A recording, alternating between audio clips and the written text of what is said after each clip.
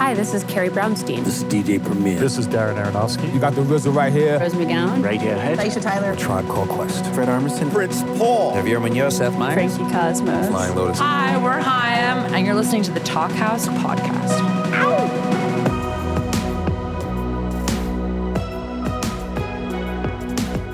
Hello and welcome to the Talkhouse podcast. I'm Josh Modell. On this week's episode, we've got a pair of singer-songwriters who came up in the social media age and who, as you'll hear, have leaned on each other for support as their careers have taken off. Girl in Red and Gigi Perez. Now, Girl in Red is the name under which Norwegian singer Marie Ulven started making intimate, sometimes sad bedroom recordings back in 2016 or so. Some of those songs, like 2018's I Want to Be Your Girlfriend, really connected with people, and she became something of an icon, especially to young gay women. Her sound has grown over the years, and Ulven has embraced bigger opportunities, including opening shows for Taylor Swift. It doesn't get a lot bigger than that. Her last album, the hilariously titled I'm Doing It Again, Baby, was released last year, and as you'll hear in this conversation, Ulven is stepping into acting as well. She'll star in a film called Low Expectations, which she filmed earlier this year. Check out a little bit of Girl in Red's Hemingway right here. You say, goddamn baby, you drink like Hemingway, but your writing's no good and your songs all sound the same. You better give up this act you don't know how to play, and come back down before it's too late. Gigi Perez is another fantastic songwriter and performer whose Sailor song was everywhere last summer, and for good reason. It's simple and gorgeous and undeniably catchy. Perez first started writing songs a few years ago in the wake of her sister's passing, and she's both created some incredible music and played big shows, including opening for Coldplay in the past few years. Perez's debut album, At the Beach in Every Life, came out earlier this year, and it's a thoughtful, sometimes uplifting, sometimes heartbreaking set of really personal songs. Check out a bit of Sailor song right here. She took my fingers to her mouth, the kind of thing that makes you proud, that nothing else had ever worked out. In this conversation, these two resilient ladies get into some real talk, touching on Girl in Red's recent stint in rehab and her upcoming movie role, the inevitable come down after a big tour, songwriting camps, and Perez's favorite movie of all time. Enjoy.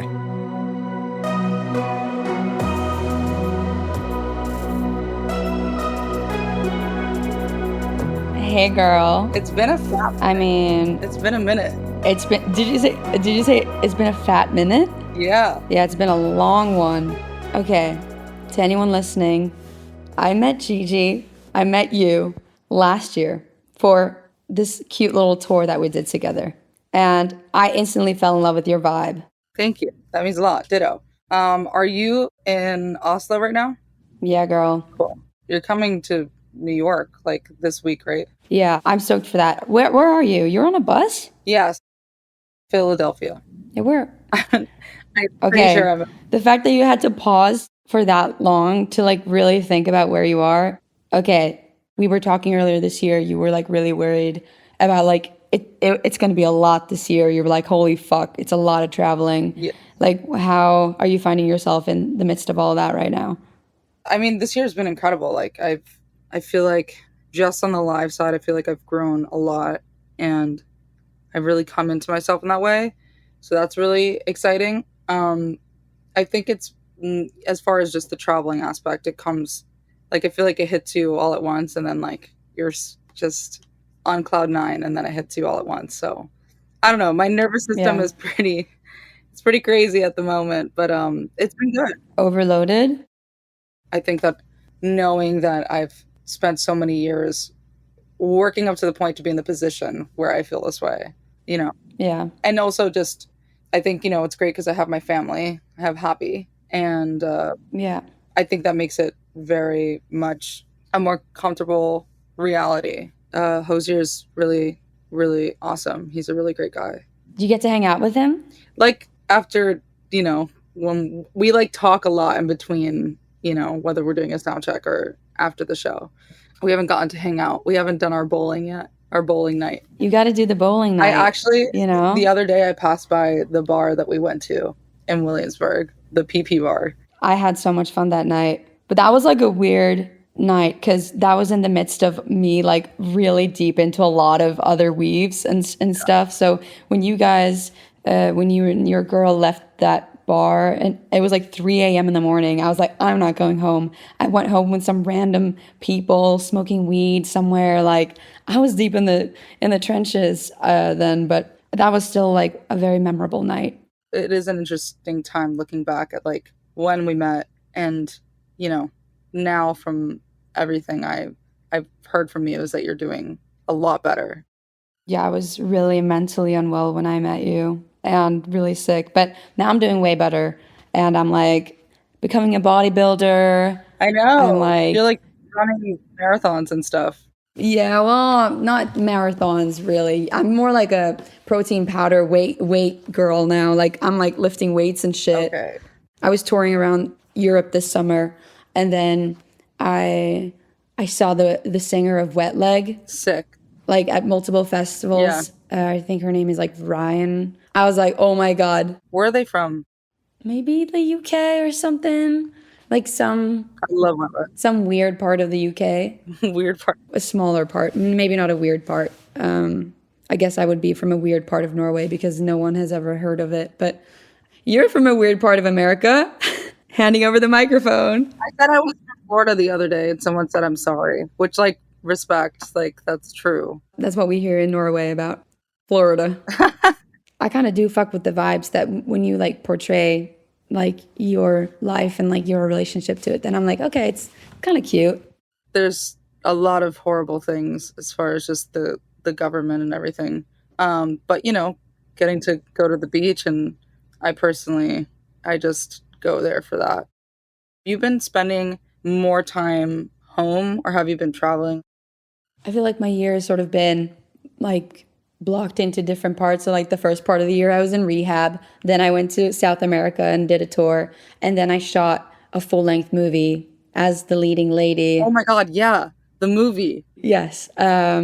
So I did that from like April, May, and June, and then I left for like a Europe tour another month, and then I headlined in my hometown this festival called Oya Festival, which I feel like if you haven't played it, you will play it like next year or something. It's like the best festival in Norway, and it's like a really big one. Charlie XCX played, Chapel played, McGee played. So many like great people that I really admire played. So yeah, so after that, I've just been like working, and I was just in this fun little beautiful coastal studio with some Americans that flew out to hang out with me, actually. So I was there with Julia Michaels, Yeah, I saw Rob. Lucy Healy. Right? That was Yeah, Rob Beisel, yeah, Dylan Neustetter. Yeah, I was hanging out with all of them, and that was incredible. So I feel like touring, acting, and now I'm kind of like sneaking into You're a triple threat. the University of Oslo, trying Oh, to seriously? learn new shit. Really? That's cool. Yeah, I need to like expand my brain. I need to get educated, girl. That's awesome. But what about you? I've thought about going back to school many a time because like I didn't get a college degree. But you know what I was going to school for like was a degree called professional music, which is basically like you could do whatever you wanted. I mean, yeah, you're doing it right now. But I think I've thought about going to school for theology, but I think it would make me crazier. So I think I actually need to probably go to a psychiatrist, not go to... No, I'm like serious. I'm talking to my therapist about it. I was like, you know, I have these like wells of spirals that I just do regular. They're routine at this point. I don't even know how I make time for it with my schedule, but I find the time. And then in the midst of all this, I'm like, I shouldn't be wanting to hold the first Bibles of our time. I shouldn't be wanting to know like where all this came from. I should be going to a psychiatrist. And that's where that should. Something that I learned this year is like having a therapist is like one thing, and they really talk with you through whatever you're saying and asking questions and stuff. And a psychiatrist is more like clinically just figuring out what's wrong with you.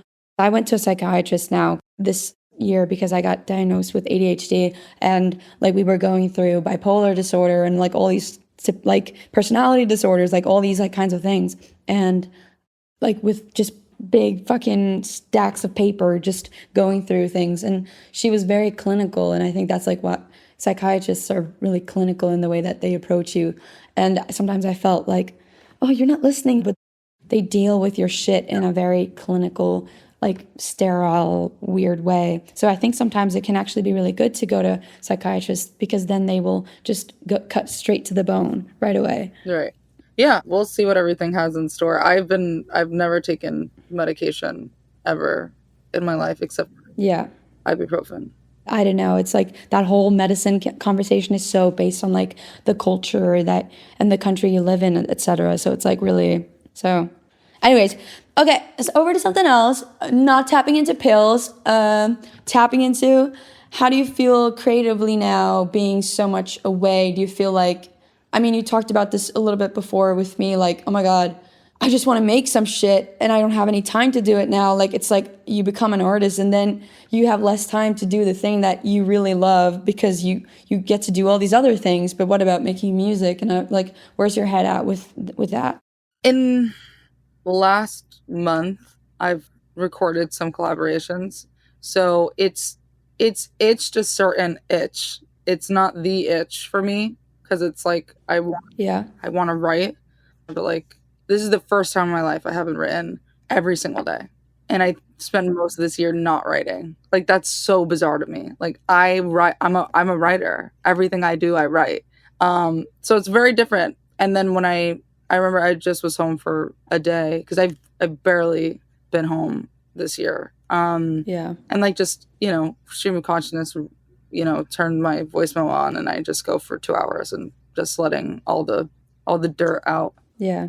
And so that's very much there. I think I'm itchy to make music, but at the same time, I think it's subsided because as I got used to it, I just became more present in my reality of, okay, this is what this was. And now I'm here and I get to tell the story. So I think it's about reframing because I forgot, I was talking to my friend Timmy yesterday and they were talking about how right now they're struggling in certain areas of their life, but they're also very in love. And I think that's something that has been weird for me to realize after my sister passed away is that my adulthood contains so much multitude in its seasons. I think maybe when I was younger, I saw it a little bit more flat where it was like, this was a happy season of my life. This was a sad season of my life. Whereas to now, I feel like there can be just so many incredible things happening and yet you're dealing with so much.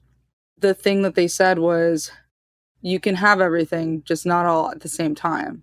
And, we can argue the semantics of that and can you really have everything? But the core of it is like, I experienced that because there's things about my life right now that, oh my God, when I'm not on tour, I'm going to like lose my mind. And pretty much every artist has just like embraced me for that. Is like, yeah, you probably going to go a little crazy, just missing tour, missing the lifestyle, missing connecting with your audience and that kind of stuff. So you can have everything, but not all at once. So, just enjoy this piece for what it is. And, when it's time to go back and create. I've been making a lot of stuff just using samples because I don't have a microphone with me right now. I ended up buying a duplicate version of my studio, which it's bare bones. I don't really use a lot. I'm in my bedroom.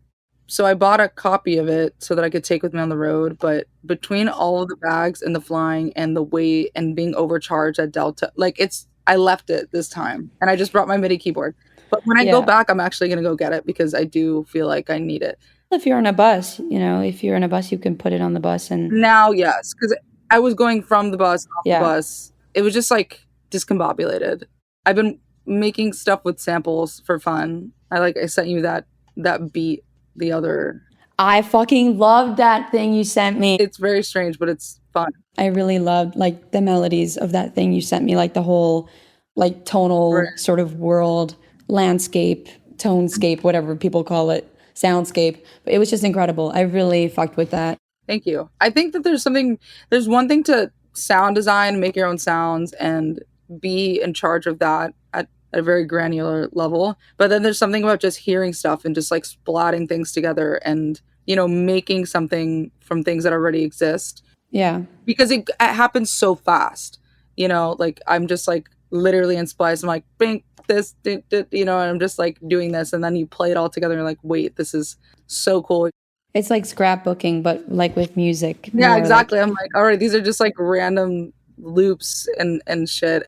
Like I'm not making pop polished music. Yeah. And so you hear these certain things that you're like, okay, I can see what genre this is, but then I'm messing with it. So it kind of ends up being weirder than what, Yeah. you know?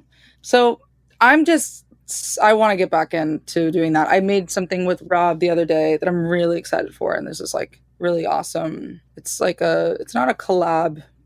I'm singing on it, but it's a cover and it's an artist I really, really love. And so I remember I texted him the day. I only had one day to do it, and it was between, I think it was the day before Jimmy Kimmel, and then the next day I think I was leaving for the VMAs. And I realized I only had one day to do this thing, and I was like, I don't know I don't know what to do, because either I do this right now or it's not going to happen.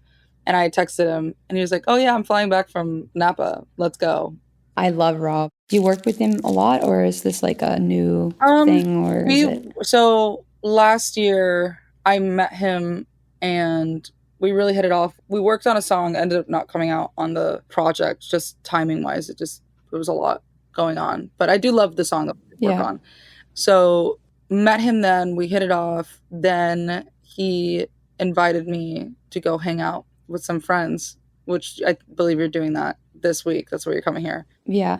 So I went to that thing, and that was so fun. And that's where I met Matt from Mount Joy, everybody there, and we made In the Middle. Yeah. So that's like our song out together. So this will be our second, which is really, really, really fun. You're going to have so much fun. I'm so stoked for that camp, that writing camp. I've never been to a writing camp except the one that we just did here in Norway, where Julia and Lucy and Dylan and all these names are probably just random names for people, but these are like really great people that make music with other artists. So, but I feel like I'm breaking like the fourth wall, talking straight into the person's ear who's listening to this. But I'm really stoked to like tap into, because I've also have like a little touring studio that I bring with me, and then it's always set up in the green room, but sometimes I just never do it because I'm like out of practice. Like it's not maybe as intuitive anymore as it is in my own space or something.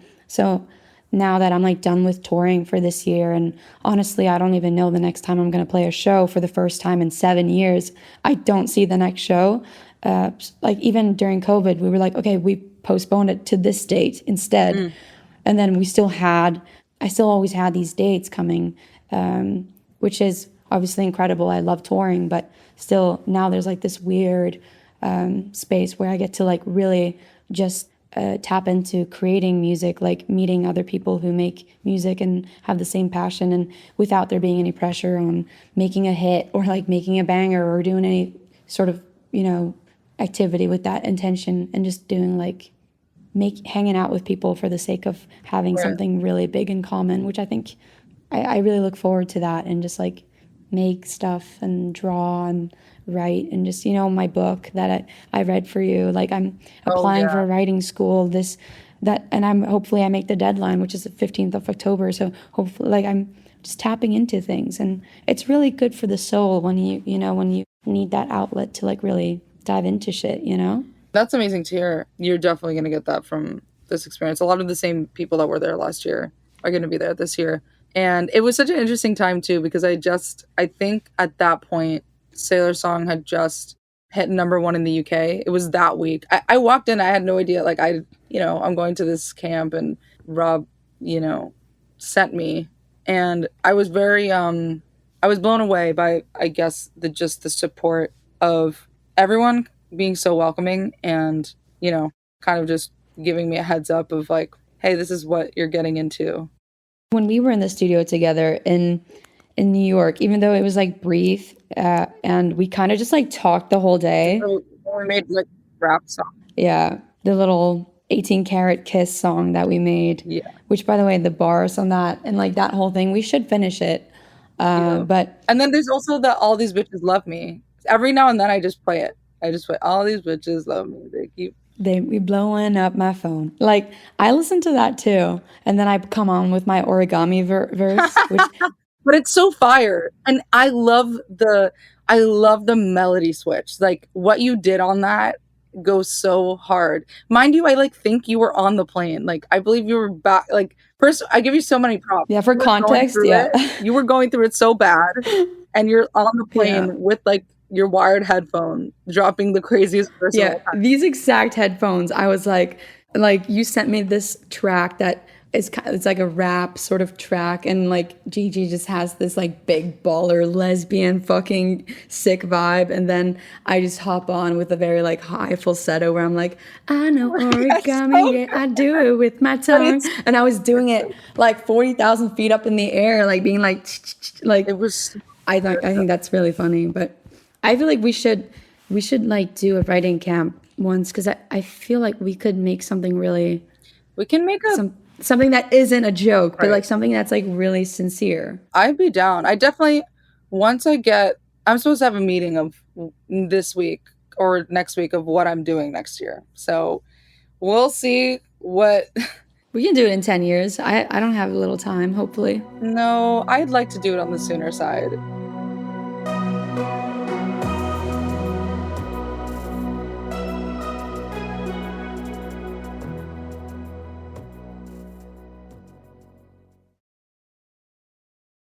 I miss hanging out with you, and I need more of creating with my friends. Like I think that like I miss my friends in New York a lot too right now. When are you going back home? So technically in Florida now, but I'm going to move to New York. I think I'm just have some things at the top of next year, and then it kind of just like depends what ends up being the case. I've been saying I'm moving to New York for a year, but I really, really desire to go back. New York is a great place for friendship for me. It's not necessarily like the best place for peace, but I also don't know that I've experienced. Yeah. I don't know. I think I could make it different from the last time. There was a lot of different circumstances that made New York weird, and a lot of it had to do with my career and how weird it was at that time, and then also my grief and all that other stuff. But I'm interested to see like what I'm going to write about, but what's going to show up, when I'm alone. Yeah, I was gonna ask you, like, what do you feel like what's there, like not like what do you want to say, not like that, but like, yeah, what I wonder also what's sort of been, sometimes when we've been talking, okay, sometimes you've been mentioning like this gnawing sort of feeling of something that's like gnawing on you, but you don't know what it is. Right. I was wondering, like, do you have any clarity of like, what do you feel like the next Gigi stuff is? Or is that still like a question mark where you're like, whoa, I really don't know, and that's exciting to not know? Or yeah. I think I'll be interested to see, because even when I made At the Beach in Every Life, the whole thing was an experiment to me. I was understanding what I was going through the writing, and same thing with just most importantly the sonics. I didn't know when I made Sailor Song it was going to sound like that. When I made Fable, Please Be Rude, everything kind of just came. If something shuts off, and when I produce, it's similar to writing where I just lock in. There's nothing behind it. There's no mathematical aspect to what I'm feeling emotionally. So I think this will be the same. I think that I've been enjoying making all different kinds of stuff lately. I think I just need to scream into the void for a while and then collect it all together. How's everything been going with your piano stuff? Because I know you've been like really into piano. That's going well. I've recorded a few bits and bobs now, and I kind of just want to like perfect those recordings, and then I just want to put out like a little piano EP maybe of some sort, maybe with some film stuff. After shooting this film this summer, I've also been I feel something about movies and about films, and especially about shooting stuff on film.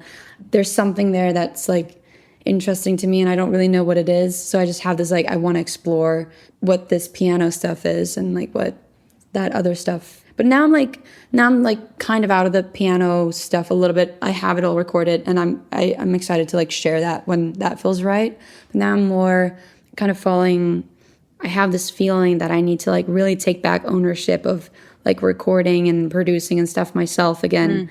Yeah, I remember we talked about When I was first producing myself, and then sort of expectations started building up, and then I found this incredible partner that I made 2 albums with. But I think for the second album, I think I doubted my own abilities to the extent like where I thought I needed him more than he was like an addition. And I told this to him like a few days ago over dinner, and he was like, I think you're totally doing the right thing by, staying in the process with yourself and allowing yourself time to write and stuff. So I have the piano stuff, and I'm doing some other things and sort of telling the stories of all the shit that's been happening this past year with my ex and everything, and the drugs and the pills and the touring and whatnot, la la la la, as you like to say. I admire you. I know you've been through a lot in the past year, and it took a lot of self-will and almost at that time like things that you didn't have, and somehow you found it enough to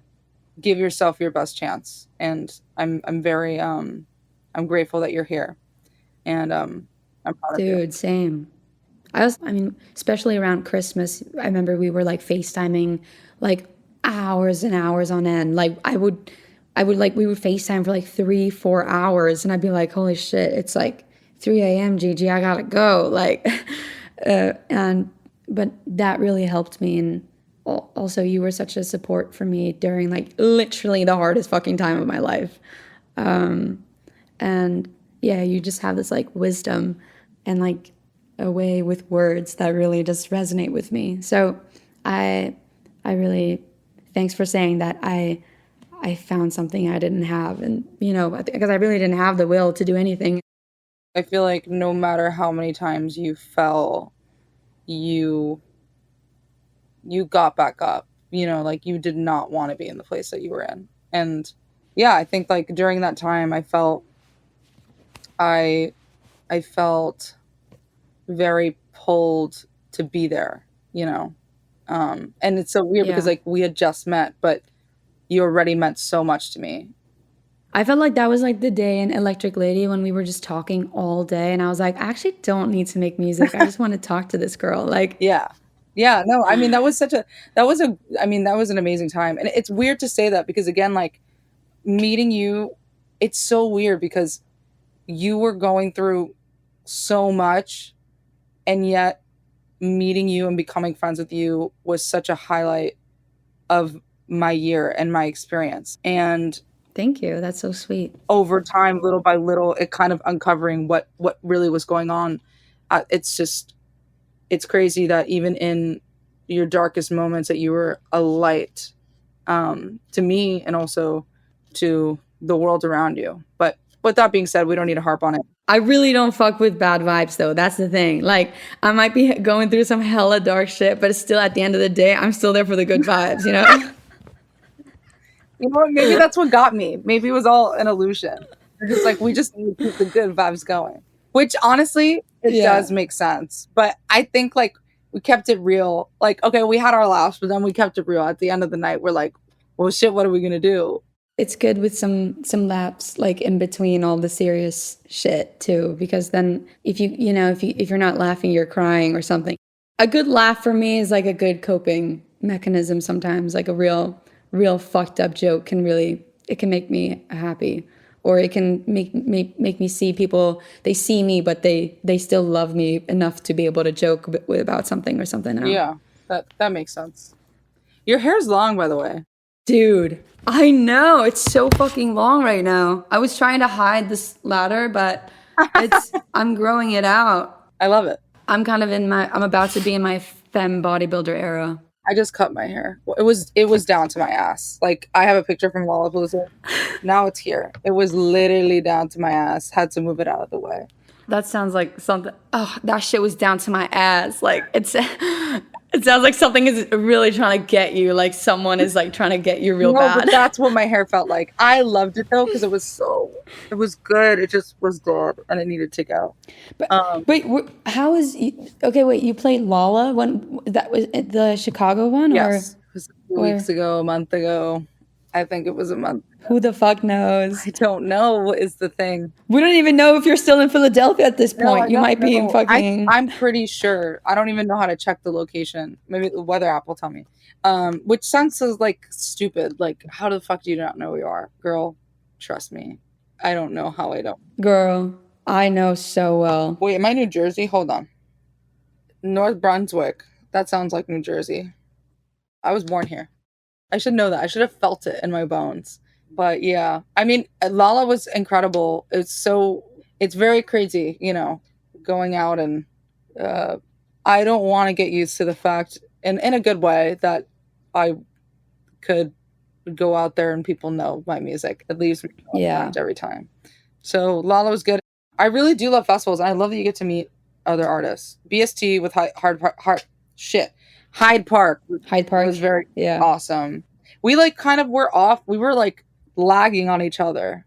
You played Poland, and then I played Poland like a day after. Dude, you literally played right before Arca. Like, you don't understand what that meant to me. And you didn't even see the show. I know. I remember you were like losing your fucking shit, and you were like sending me these music videos, and I Did was you like even checking. I watch was like, it? this is really weird. Did you watch it? The music video, I was so weird. You don't get it. Yeah, that's like, I'm just like a fucking boring ass Norwegian who's reading books about old cabins and old ladies and Dude, Arca's okay, for you know, that's actually so funny. Arca is everything to me. So that's the thing. I wanted you to go to the show and I wanted you to be scared. Like, I wanted you to have that experience and go into it not knowing who she was. funny. I wanted you to be scared. Yes, it shouldn't. No, but I should have, but I think they played at 1 a.m. or something, and Damn. girl, I played at 11, and I was like, I just need to go to bed. Have you been journaling anything this year? Are you reading anything? Are you like, what are you consuming? Like, what's filling your brain in all the 23 hours you're not playing a show? I've been into Alex G's new album, of course. Been eating Headlights Up. I really love the album, and it's marinating very well. You know, local natives. This song Doubt by Rissa. Janet Jackson, I've been listening to a lot of the Marias. Holy shit. I saw the Marias live at Hinterland. Yes, I remember you saying that you fucking loved that show. I seriously, like, I have dreams about it. I got to tell the Marias that I was a massive fan at the VMAs because they were sitting right next to me. Oh my God, that's so sick. I just felt like a little nerd. But yeah, it was really epic. And I also, Ty Dolla $ign was sitting on my left side, which I was like over the moon about. I'm a huge Ty Dolla $ign fan. He has like the best collabs. He always has the best collabs. So yeah, that was just surreal. You've done red carpets before? A couple of times, but I'm not a red carpet type of person. You're just a little shy. Like, I'm not shy on stage, but I think when people meet me in person, they're like, whoa, she's really different than she is on stage. And then I feel really uncomfortable in my own skin on a red carpet. And I think I really fuck with people being able to just being like fucking face carding left and right. I'm like, okay, girl, go for it. But anytime I've been to like a movie premiere or like a music thing, I'm always like, I'm okay. I'm okay. I'll just find my fucking seat now. So funny. That feels like. But I was seeing pics of you though. You were fucking slaying. Thank you. It makes sense to me, but also I could also see another reality where you really love it. I loved it. I feel like I had to just not take myself seriously. And like, granted, right before we got out of that car, I was freaking the fuck out about my hair. Like, Yeah. I was freaking out, like spiraling. Because you just cut it, or that, but my bang wasn't landing the way I wanted it to. And I was like on the verge of like losing my mind, be like, I can't believe this is happening. Like, if I look chopped, like I'm gonna freak out. Like, I can't handle looking chopped. I was feeling so much insecurity. I was like so worried. And then I saw the night back and I was like, damn, that looked good, you know? But in my head, I was so like, I had to disconnect from the fact that whatever was going on was going on. yeah. And it sounds so vain. It sounds vapid. But I think for me, someone who I'm self-conscious. I feel like most people are, most women are. It kind of comes in waves. It's kind of built Yeah. into the world we're in, which it's unfortunate. And I do believe that it's important for me to not operate so deeply to care about it because it's not good for me. Yeah. But in a moment like that, where like, you know the, I don't know, not that you know the stakes, but the internet's very mean. Yeah, that's true. And so anything that you have in your heart that you feel about yourself, someone else validating that is like the worst case scenario. Yeah, if you start seeing the comments being like, what the fuck is going on with the bangs? I guess the point that I'm trying to make is removing the stakes from the situation. Like I'm talking to these Yeah. people and it's like, well, what's really going to happen? Like nothing is going to happen. Like I just get to yap, Yeah. share my message, honor my sister and keep it pushing. So it made it feel really fun. And it was also like something that it was so weird too, because I got in the car and I asked my family, the people that were in the car with me, I was like, did anybody open my phone? Was anyone going through my phone? They were like, no. Why?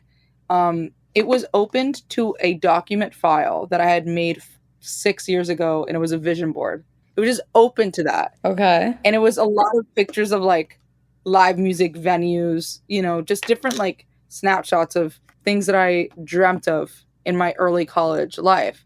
And it was so weird, literally right before I was about to get out of that car, just seeing like the vision board in front of me that I made years ago. So that was very cool. Did you feel like that was like kind of like, Full circle? yeah, full circle moment, or, just something, it just gives you like that, weird feeling of like, okay, let's fucking go out here and just do this thing. Cause like then all the other shit just kind of disappears and you're like, wait, I actually really fuck with this because this is like a part of that mood board. I think that there was a divine presence.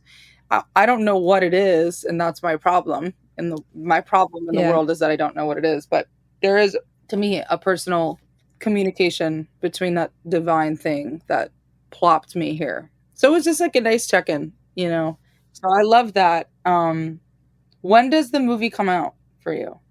I'm actually not sure. I think it might be like spring next year or something. I think they're going to try and get it into like festivals, and Hell yeah. like festivals are really important over here in Europe. I can't wait to watch it.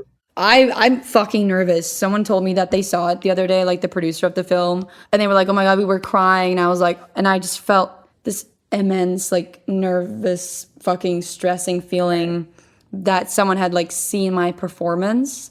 And because I really don't know if I'm any good, because I've never played in anything, but we'll see. If it's fucking shit, then that's also kind of iconic. Then it's like, she fucking, how the fuck did she nail a fucking leading role? But think about like all the movies that like we love that like not great. Really, I love a bad movie. I really do.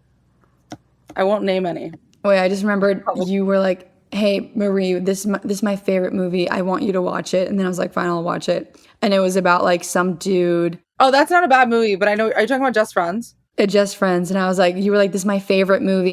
Because you're such an emotional creature. And I feel like your depth is just wild. And like you really, you hold space for so much, like emotionally, intellectually.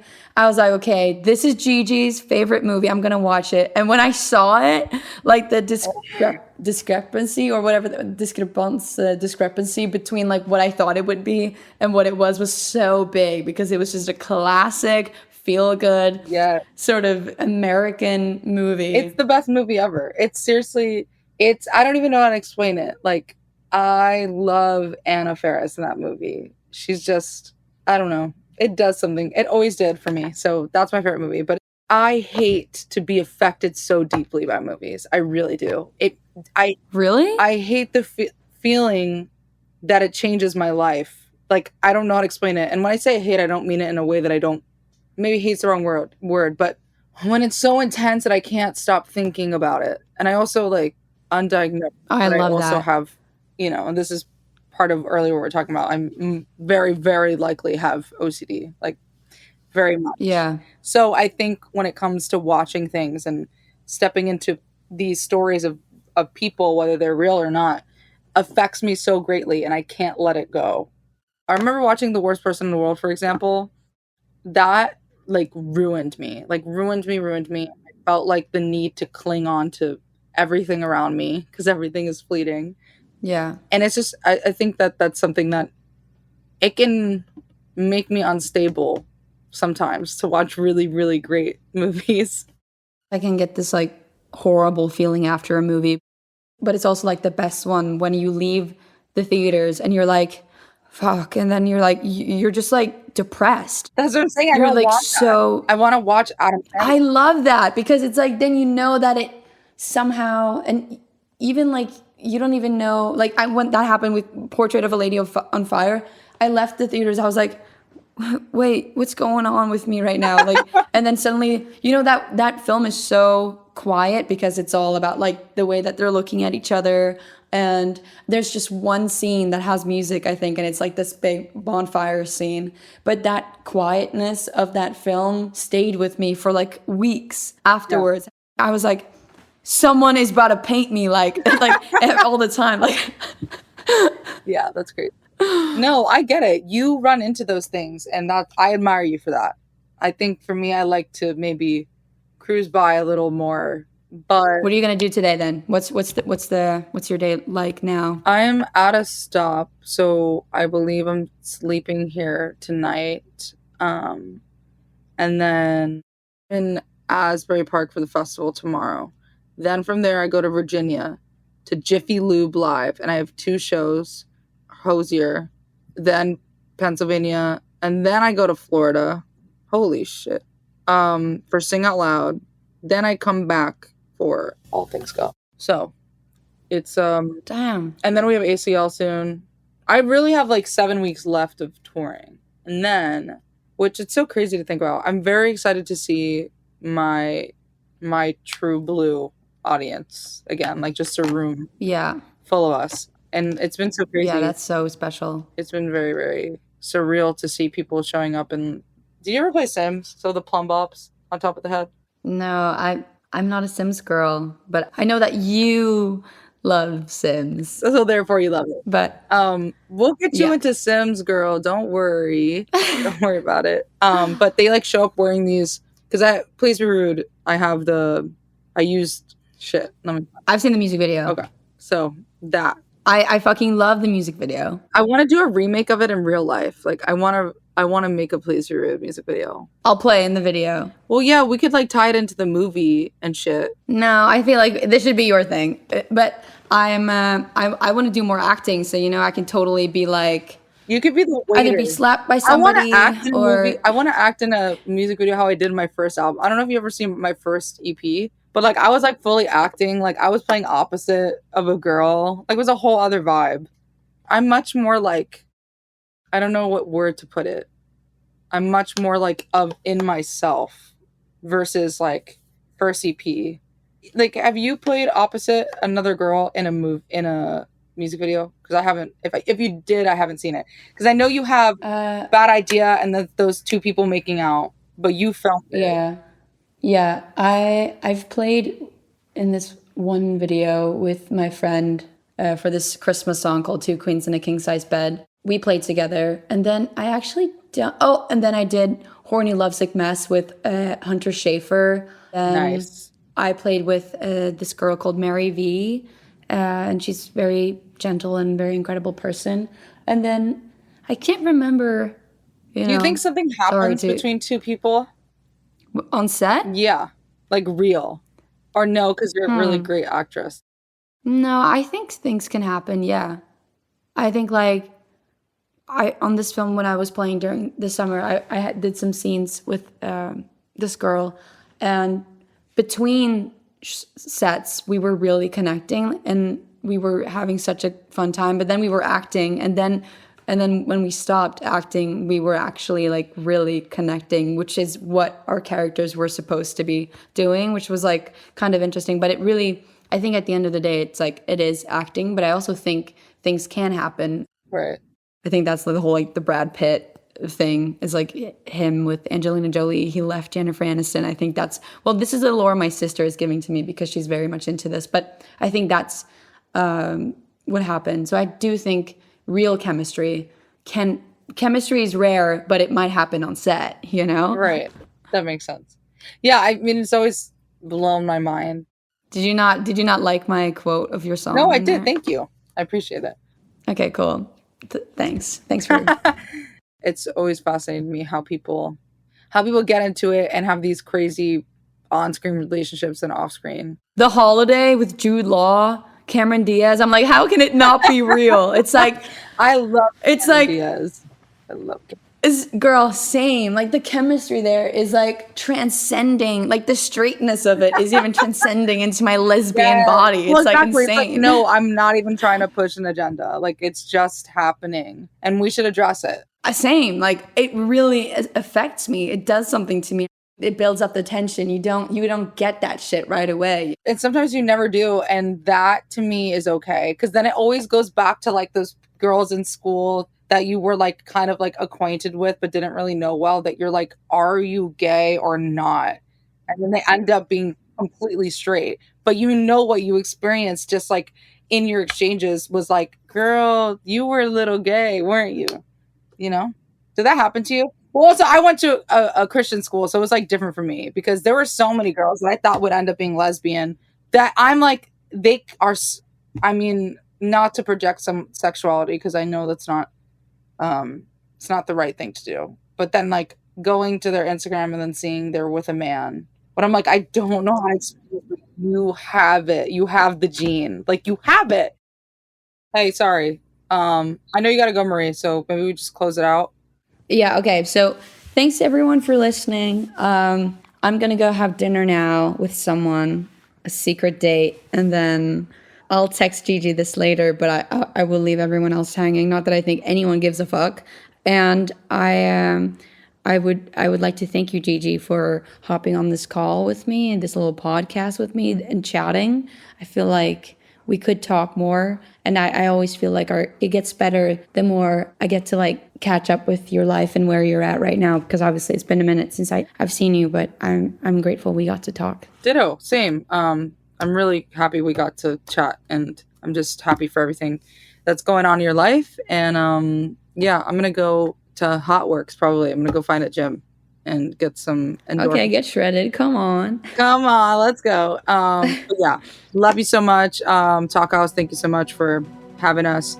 This was really, really, really awesome. And I'll talk to you soon, Marie. Love ya.